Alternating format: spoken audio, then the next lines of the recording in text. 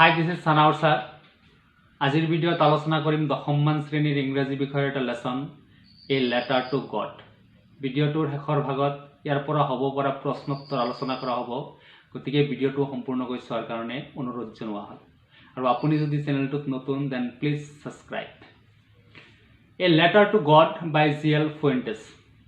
এটা একটা শৰ্ট স্টোৰি, খুব ইন্টাৰেস্টিং, খুব ভাল লগা একটা স্টোৰি। লেসনটোৰ মেইন কেৰেক্টাৰ লেন্সো। তেওঁ আছিল এজন খেতিয়ক। তেওঁ পথাৰত কঠোৰ পৰিশ্ৰম কৰিছিল। He was an ox of a man. আৰু এই মানুহজনৰ ঈশ্বৰৰ প্ৰতি আছিল অগাধ বিশ্বাস। মানুহজনে ঈশ্বৰক যথেষ্ট বিশ্বাস কৰিছিল কাৰণে তেওঁ কি লিখিছিল, ঈশ্বৰলৈ এখন চিঠি লিখিছিল। কি কাৰণত লিখিছিল ভিডিঅ'খনত আলোচনা কৰা হ'ব। লেন্সোৰ ঘৰ আছিল, his house was situated on the crest of a low hill. এটা পাহাৰৰ শিখৰত তেওঁৰ ঘৰখন অৱস্থিত আছিল। আৰু পাহাৰৰ তলত কি আছিল, তাৰ খেতি পথাৰ আছিল আৰু ধুনীয়া এখন নদী বৈ গৈছিল। এইবিলাক তেওঁ চাইছিল আৰু মুগ্ধ হৈছিল। এইটো ছিজনত তেওঁৰ কি হৈছিল, খেতি পথাৰত যথেষ্ট পানীৰ দৰকাৰ হৈছিল, অৰ্থাৎ বৰষুণৰ দৰকাৰ হৈছিল। হিজ ক্ৰপছ নিডেড সাম ৱাটাৰ টু প্ৰডিউচ মোৰ হাৰ্ভেষ্ট। তেওঁ বৰষুণৰ আশা কৰি আছিল আৰু আকাশৰ পিনে চাই আছিল। হঠাতে কি হৈছিল, বৰষুণ পৰা আৰম্ভ হৈছিল। আৰু অলপ সময় পিছত, বৰষুণ হোৱাৰ পিছত, the rain changed into rain storm. অৰ্থাৎ কি হৈছিল, ধুমুহালৈ পৰিৱৰ্তন হৈছিল আৰু শিলাবৃষ্টি আৰম্ভ হৈছিল, যাৰ ফলত তেওঁৰ খেতি পথাৰৰ যথেষ্ট ক্ষতিসাধন হৈছিল। Not even a leaf left in the plants. শস্য পথাৰত এটা পাত মাত্ৰও বাচি নাছিল, সকলো সৰি পৰিছিল, ফুলবিলাক সৰি পৰিছিল, যাৰ কাৰণে কি হৈছিল, তাৰ খেতিপথাৰ সম্পূৰ্ণৰূপে বিনষ্ট হৈছিল। তেওঁ কৈছিল যে even a plague of locust would have left more than this. যে খেতিপথাৰ খাই নষ্ট কৰা কীট পতংগই ইয়াতকৈ বেছি এৰি থৈ গ'লহেঁতেন। তেওঁ যথেষ্ট নষ্টালজিক হৈছিল, বহুত আৱেগিক হৈছিল, ইম'চনেল হৈছিল। তেওঁ কৈছিল যে উই উইল গ' হাংৰি দিছ ইয়াৰ। এইবছৰ আমি অনাহাৰে থাকিব লাগিব। গোটেই ৰাতি ঈশ্বৰক মাতিছিল আৰু কৈছিল অনলি ইউ কেন হেল্প মি। কেৱল তুমিহে মোক সহায় কৰিব পাৰিবা, বিকজ ইউ ন' ৱেল। তুমি সকলো বস্তু ভালদৰে জানা। সিহঁতে যথেষ্ট কষ্ট কৰি ল'ৰা ছোৱালীৰ লগত, and his wife also' regretted a lots. বহুত কষ্ট কৰিছিল, বহুত কষ্ট কৰি খেতিপথাৰত কাম কৰিছিল। আৰু এটা বছৰৰ শস্য এনেকৈ নষ্ট হোৱাৰ ফলত the both husband and wife were very regret, বহুত দুখিত হৈছিল। গতিকে লেন্সোৱে এটা বুদ্ধি কৰিছিল যে he will write a letter to God. তেওঁ ঈশ্বৰলৈ এখন চিঠি লিখিব। আৰু সঁচাকৈ তেওঁ নেক্সট মৰ্ণিঙত কি কৰিছিল, ঈশ্বৰলৈ এখন চিঠি লিখিছিল আৰু তাত লিখিছিল যে god, we will go' hungry this year. If you don't help me, my family and I will die. তুমি যদি মোক সহায় নকৰা, তুমি যদি মোক হেল্প নকৰা, আমি এইবছৰ জীয়াই থাকিব নোৱাৰিম।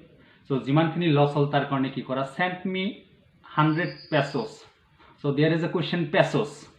আমাৰ ইণ্ডিয়াত যেনেকৈ ৰুপি, ৰাছিয়াৰ যেনেকৈ ৰুবল, তেনেকুৱা চাম ছেভৰেল লেটিন আমেৰিকান কাণ্ট্ৰিৰ কাৰেঞ্চি অৰ্থাৎ মুদ্ৰাক কোৱা হয় পেছ'। গতিকে 100 পেছ' তেওঁ কি কৰিছিল, খুজিছিল ঈশ্বৰৰ পৰা। এই চিঠিখন যেতিয়া তেওঁ টাউনত গৈছিল আৰু placed in the mail box, যেতিয়া তেওঁ ডাক বাকচত এইটো থৈছিল, তেতিয়া পোষ্টমাষ্টাৰে তাতে গৈছিল আৰু সেইটো চাইছিল। পোষ্টমাষ্টাৰে চোৱাৰ পিছত যথেষ্ট হাঁহিছিল। একচুৱেলি পোষ্টমেন, এই পোষ্টমেন তাতো গৈছিল আৰু কি কৰিছিল, সেই চিঠিটো চাইছিল। তাৰপিছত তেওঁ চিঠিখন চোৱাৰ পিছত পোষ্ট মাষ্টাৰৰ ওচৰলৈ লৈ গৈছিল। আৰু পোষ্ট মাষ্টাৰজন কেনেকুৱা আছিল, fat and amiable person, kind hearted person আছিল। প্ৰথম অৱস্থাত পোষ্টমেনজনে যথেষ্ট হাঁহিছিল চিঠিখন চাই। এনেকুৱা এড্ৰেছ, এনেকুৱা গডলৈ চিঠি লিখা আজিলৈকে তেওঁ দেখা নাছিল। গতিকে যথেষ্ট হাঁহিছিল আৰু হাঁহি হাঁহি কি কৰিছিল, পোষ্ট মাষ্টাৰৰ ওচৰলৈ লৈ গৈছিল। আৰু পোষ্ট মাষ্টাৰে চাইও হাঁহিছিল যদিও লগে লগে তেওঁ ছিৰিয়াছ হৈছিল, অলপ বস্তুটো গুৰুত্বৰভাৱে লৈছিল। আৰু তেওঁ কি কৰিছিল, he collected 70 pesos from his employees, from his friends and those who are obliged to do work at charity. তাৰমানে দান কাৰ্যত যিবিলাকে সহায় কৰে সাধাৰণতে সেইবিলাক মানুহৰ পৰা টকা সংগ্ৰহ কৰি তেওঁ কি কৰিছিল, মোৰ দেন হাফ হি কালেক্টেড। আধাতকৈ বেছি টকা তেওঁ কি কৰিছিল, কালেক্ট কৰিছিল। কালেক্ট কৰি এটা ছিগনেচাৰ কৰিছিল এনভেলপত গড বুলি, আৰু এই টকাখিনি লেন্সলৈ পঠিয়াই দিছিল। নেক্সট সানে যেতিয়া লেন্সো পইচাখিনি পায়, পইচাখিনি পোৱাৰ পিছত অলপ এংগ্ৰি হয়, কাৰণ তেওঁ সম্পূৰ্ণ পইচাখিনি পোৱা নাছিল। তেওঁ যথেষ্ট এংগ্ৰি ফিল কৰিছিল আৰু নেক্সট লগে লগে আৰু এখন চিঠি লিখিছিল যে যদি পইচা সম্পূৰ্ণকৈ পঠোৱা নাই, যদি পঠাব লাগে মোৰ হাতত ডাইৰেক্ট পঠাবা, কাৰণ the post office employees R a bunch of Crooks, সিহঁতৰ হতুৱাই পইচাখিনি নপঠাবা বুলি লেন্সোৱে নেক্সট এটা চিঠিত লিখিছিল। আৰু এই চিঠিখন প্লেচ কৰাৰ লগে লগে পোষ্টমেনজনে তাতে গৈছিল আৰু চিঠিখন খুলি চাইছিল। খুলি চোৱাৰ পিছত আৰু কোনো ধৰণৰ ৰিপ্লাই দিয়া নাছিল। যে নহওক, এইখিনি আছিল লেচনটোৰ মূল কথা। এতিয়া ইয়াৰ পৰা হ'ব পৰা প্ৰশ্নোত্তৰ আলোচনা কৰা হ'ব। Where was Lenso's house situated? Lenso's house was situated on the crest of a low hill.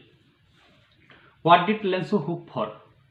Lenso hoped for getting some water in the form of rain for his cornfields to produce more harvest.